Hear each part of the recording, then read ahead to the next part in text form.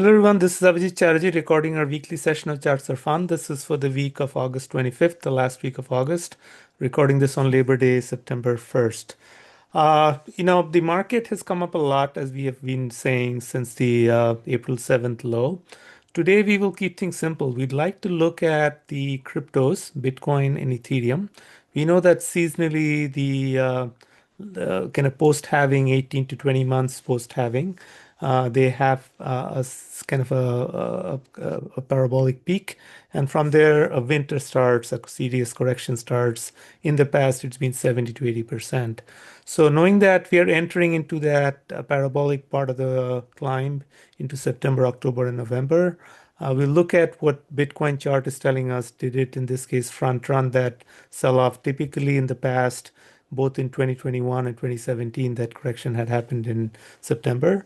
But this time, did it front run? Did Bitcoin actually have its correction in August? We'll look at what the Bitcoin chart is telling us. There is a bearish picture that folks could paint, but then we feel that there's a possibility that bears might not get their bearish wish, and for the time being, Bitcoin could reverse higher and kind of start climbing. So we look at Bitcoin, we look at Ethereum, and then we will look at seasonally. We all know traditionally the weakest month in a year is September. So we look at how is the volatility chart, which has crushed since that peak on April 7th when VIX had touched almost 65. It has crushed to the low 14s. It has not yet come to the 12s, as in from the levels of December of 2024, but it has been hovering around the February levels at the low 14s. So we look at what the VIX chart could be telling us, and then the key parameters of the US stock market, the S&P 500 and the NASDAQ 100 ETF QQQ. So let's look at our blog site, chartsarefun.substack.com. Daily blogs come out at 7 a.m. Appreciate you subscribing with your email, and you'll get the blogs as soon as they come out. Our YouTube site is also Charts Are Fun. We really believe that there are a lot of fun insights in charts. We love sharing it with you. We record these weekly videos. Appreciate you subscribing to the channel, sharing it with your friends and colleagues, and then also hitting the like video if you like the content. So as I said, we're going to straight go into Bitcoin. Bitcoin, in this chart that we're showing you is a weekly chart, is showing what we call as a bearish rising wedge. A bearish rising wedge pattern happens when you join the peaks, and then when you join the lows, they converge to a point where the wedge kind of formation happens. It's almost like narrowing down of the line, the trend line joining the peaks and the lows. And at this point, when Bitcoin climbed higher highs, RSI printed a lower high, which is classic example of a negative divergence. Volume was declining as Bitcoin was climbing, and MACD also printed a lower high, also another classic example of negative divergence, which precedes the breakdown from a bearish rising wedge. If this bearish rising wedge pans out, we are headed back towards the April low at 74,400. That's where the wedge usually resolves to. It resolves back to from where it started, which we know on April 7th was at 74,400. That said, we know that it did break down from the wedge. This is a weekly chart. Every candle is a week. So it kind of broke down 3 weeks ago, and then the previous week and the last week, it has kind of been below that wedge pattern. Now, if you look at the pattern of the Bitcoin from 2021 peak at 69,000, a low of 15,500 around late 2022, around say November 2022, going up to 73,000. That's a beautiful shallow cup. A cup from 69 to 15 up to 73, then a pullback, in this case, a handle formation over most of 2024, like the first half of 2024, the handle formed, and then the breakout. That breakout from this cup and handle, if you measure the depth of the cup from 15.5 to 73.8, that's 58,300. At 58,300 to 73,800 gets us to 132,100. So that's the measured upside on the cup and handle. Bitcoin didn't quite get there. It topped out at 124. So the question remains, would we climb back higher and then go meet that cup and handle target at 132.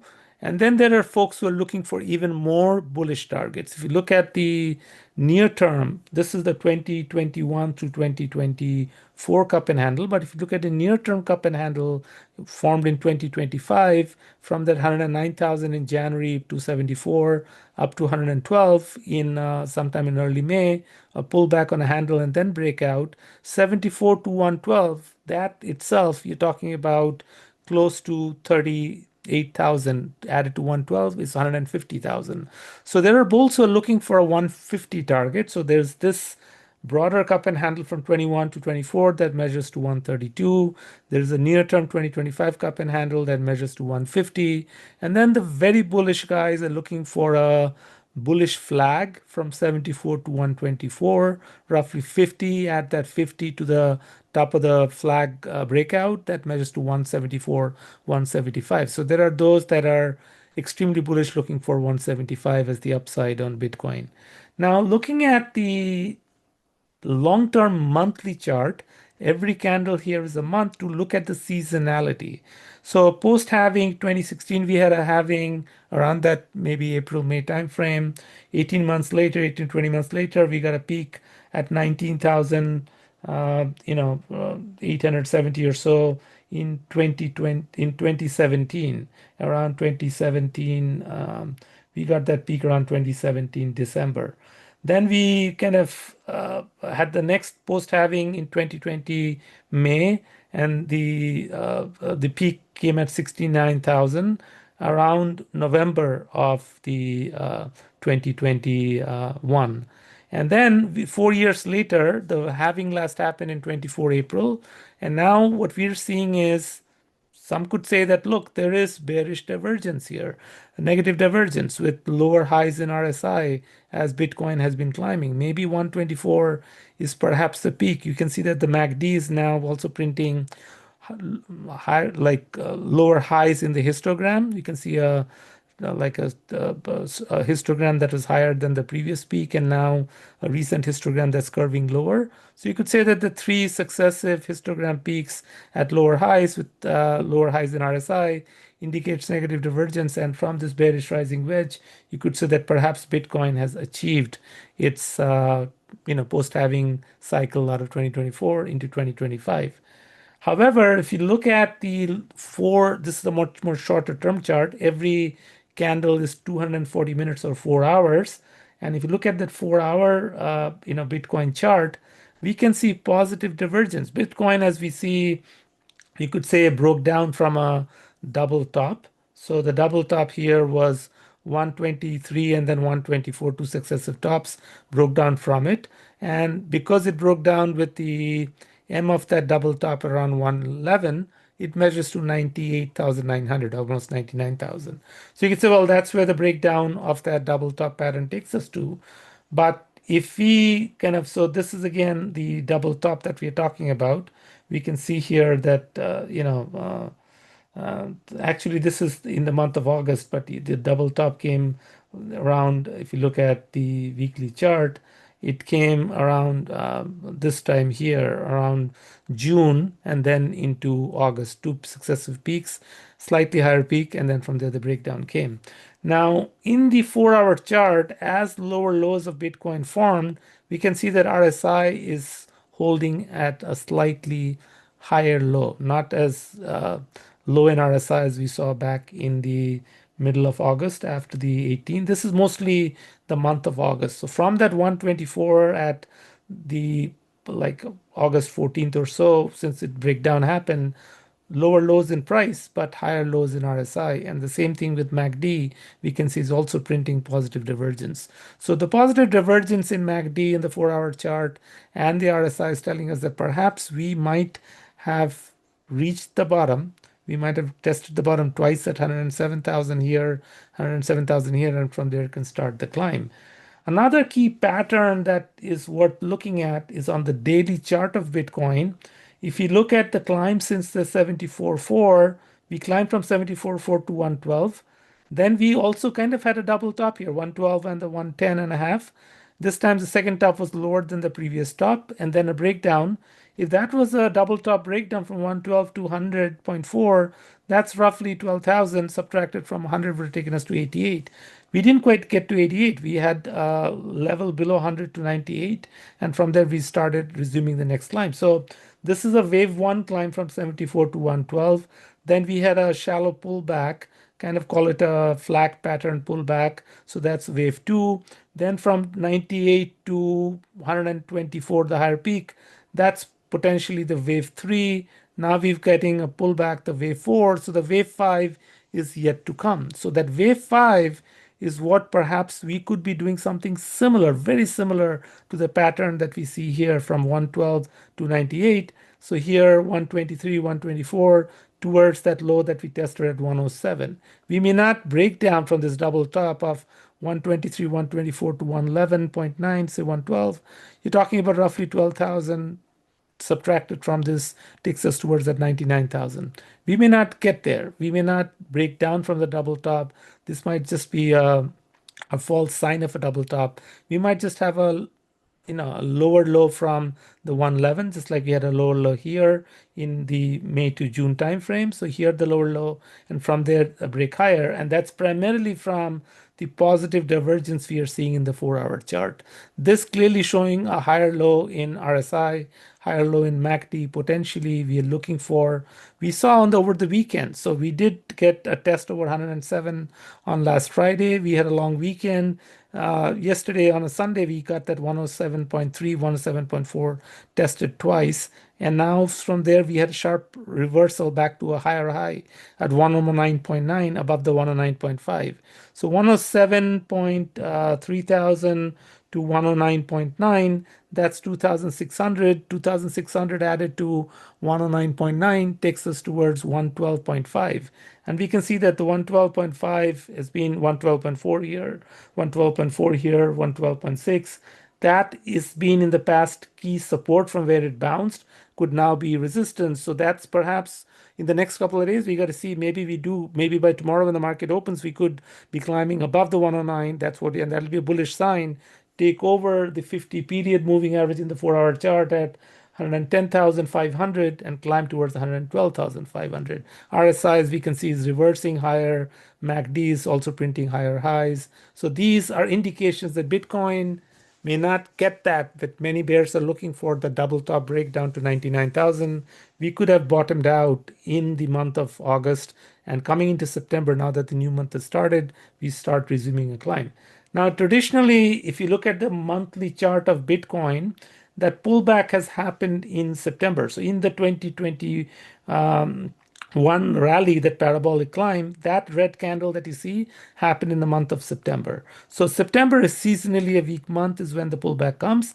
This time, instead of being in September, we got front run. We got that pullback into August instead. And from here, if we take out this candle's high 124 and climb to a high over September and October, we could be setting up for that last phase. As I said, effectively what we're looking at is the 5-wave move. So wave 1 from 74.4 to 112, wave 2 from 112 to 98.3, this is wave 2, and then the wave 3 is 98.3 to 124.5. Then wave 4 pullback from 124 prime to the 107.3 that we just got over this weekend. And from this 107.3, we go up to that 132 as a potential wave 5, or maybe even higher towards the 150 or even to 170. We got to see how far this wave climbs.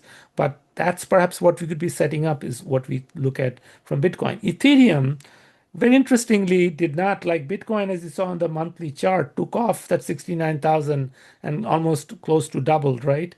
Ethereum is still struggling to take out its 2021 high. It was a laggard, but recently we can see a very sharp parabolic climb from that low at 1,384. It has literally almost tripled to 4,900. So it did slightly print a higher high from here. Now, if you call this a broader cup, from 883 to 4,900. So that's roughly what, maybe 4,100 or so. Add the 4,100 to 4,900. 9,000 is where we think Ethereum's target is. As we can see, the MACD on this has just gone bullish crossover bars of histograms of positive. We could have several more bars. MACD is about to take out the previous high and start climbing. RSI has been lagging, flattening. But if the 49.55 is taken out, we could get a very, Tom Lee has been bullish. That's where these, Ethereum-based treasury stocks like Bitminer, BMNR, and so on have been recently launched. And those are all betting that Ethereum will outperform Bitcoin in this particular parabolic climb. And if that happens, you can see here it's at 43.61. If it doubles to almost more than doubles to 9,000, because the measured target, as we said, at 48.65 to 883 up to 49.55, that's roughly 4,100 points. Added to 49, that's 9,000 is where we think Ethereum's target is. And if that climb comes, we could see these Bitminer, BMNR, and others do very well. 4-hour chart of Ethereum is also showing bottoming signs. We can see that RSI is in this particular case, at a higher low from what we have seen here. We can see MACD is at a higher low, and we can see that it's nicely basing at the 4,200 level to the 4,400, 4,500 level. So right there, once this base forms and it breaks higher, 42 to 45 is 300 points. That takes us back towards the 4,800 level, which from where we broke down from kind of late August. So that's something for us to look into. We could notice that while Bitcoin had a lower low from the August 20th or so, you can see here on the Bitcoin chart that it printed a, let's see, this one, the 4-hour chart, it printed a lower low in Bitcoin than what we had from the early August time frame. Ethereum actually did not do that. Ethereum remains bullish. It's actually at a higher low from the level that we saw after the 20th or so. So Ethereum is acting bullish to us. Ethereum is poised for this cup and handle breakout of a 4,900 towards a 9,000. Now we will end the video with VIX and S&P 500 and QQQ. VIX daily chart here shows beautiful positive divergence. I said that, call it a volatility crush, the point when it jumped to 60 on that April 7th. From there, it is crushed down to the low 14s. So 1470, 1430, and most recently 1412. Lower lows in VIX values, but higher lows in the RSI.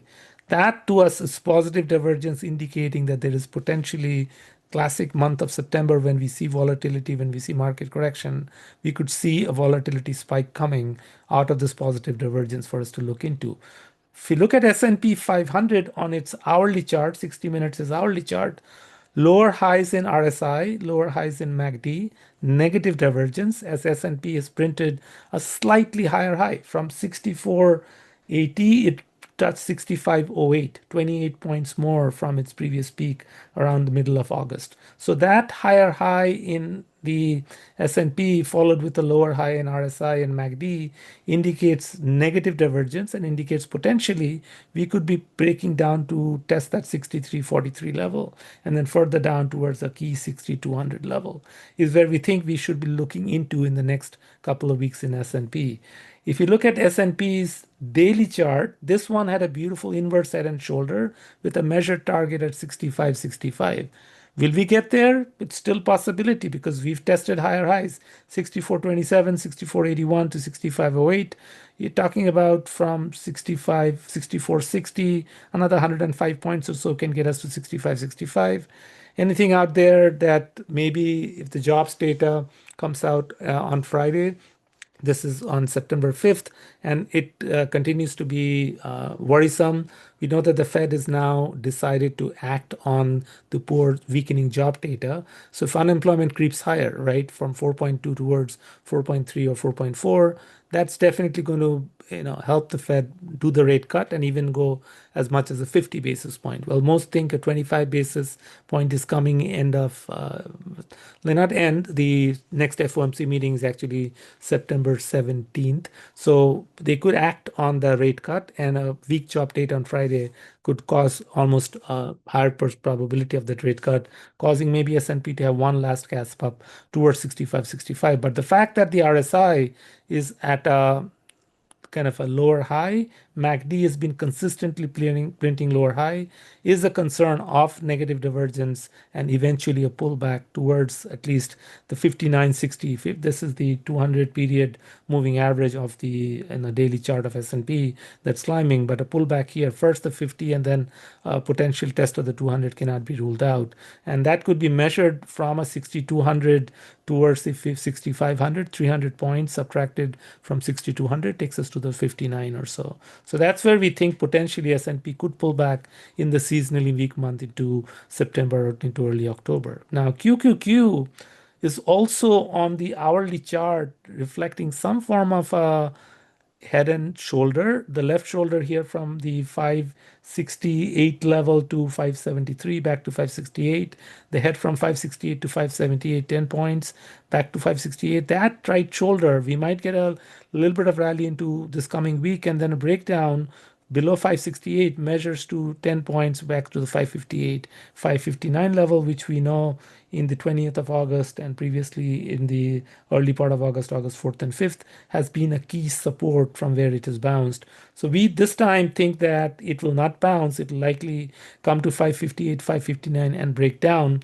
So a 558 to a 583, you're talking about roughly 25 points subtracted from 558 from 25 points. You're talking about so 558 to 578 and then 583. That's 25 points subtracted from 558 is roughly 533 and gets us closer towards closing out this gap that we see in the low 530s. So that's where we think potentially we should be looking at the not here actually. This gap is at 551. There's a further gap if you look at the QQQ's daily chart. If you do daily chart on QQQ, we can see that gap right there at the 530 level right here. So that level from 558 to 583.25, subtract 25 from 558 brings us towards 533, could come down a little lower towards 531, 532 to close out that gap is something for us to look into. Now, there are certain internals of the market that are showing weakening signs.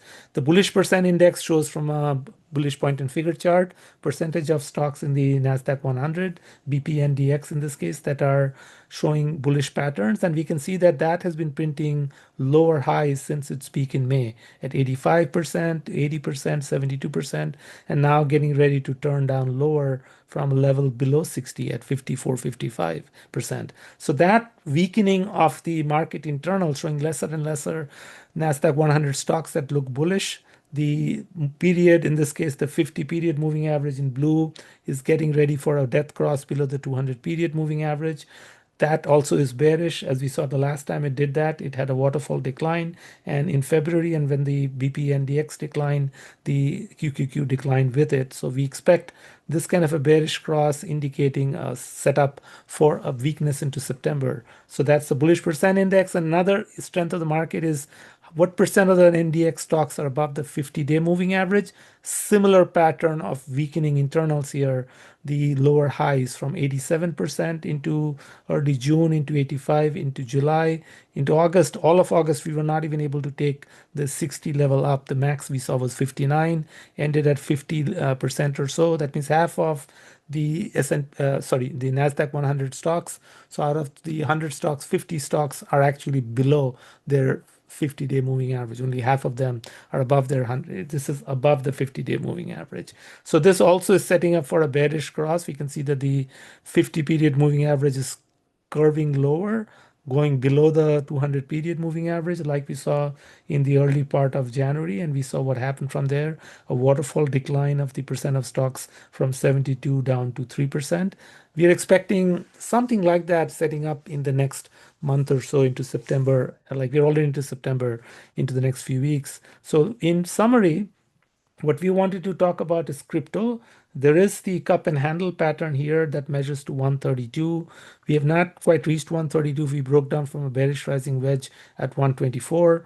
With declining volume, classic examples of a bearish rising wedge. But we feel that looking at the 4-hour chart, that we might actually be bottoming here.